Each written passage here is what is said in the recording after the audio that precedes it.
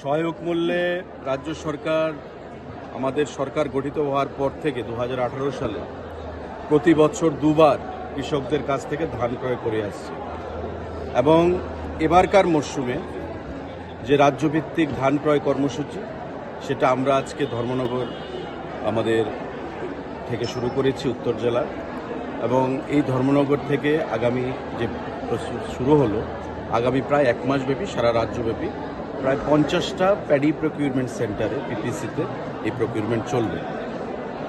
খাদ্য দপ্তরের উদ্যোগে এবং কৃষি দপ্তরের সহযোগিতায় এই প্রসেস আমরা প্রতিবার করে থাকি।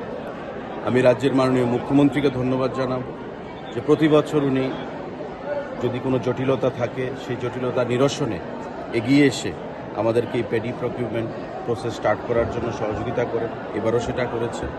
আমি প্রাক্তন মুখ্যমন্ত্রীকে ধন্যবাদ জানাবো, উনি 18 সালের সরকার গঠনের আগে নির্বাচনী প্রতিশ্রুতি অনুযায়ী আমাদের এই প্যাডি প্রকিউরমেন্ট প্রসেস শুরু করেছেন। এবং আমি দপ্তরের মন্ত্রী হিসেবে আশ্বস্ত করতে চাইছি কৃষকদেরকে, যতদিন আমাদের এই সরকার আছে, রাষ্ট্রবাদী সরকার ভারতীয় জনতা পার্টির, কৃষকদের কাছ থেকে সহায়ক মূল্যে ধান ক্রয় করা বন্ধ হবে না। এটা আমাদের জারি থাকবে এবং যেটা আমাদের 17.5 টাকা রেটে আমরা শুরু করেছিলাম, আজকে সেটা 23 টাকা 69 পয়সা এমএসপি সেটা হয়ে দাঁড়িয়েছে এবং আগামী দিনে আরও বৃদ্ধি পাবে। এবারকার মরশুমে 18,000 এমটি ধান আমরা ক্রয় করব সারা রাজ্য থেকে, কারণ ইতিমধ্যে আপনারা জানেন যে ভারতবর্ষ সারা পৃথিবীর মধ্যে ধান উৎপাদনে প্রথম স্থান অধিকার করেছে। কেন্দ্রীয় সরকার থেকে আমাদেরকে একটা টার্গেট দেওয়া হয়েছে 18,000 এমটি ধান ক্রয় করার।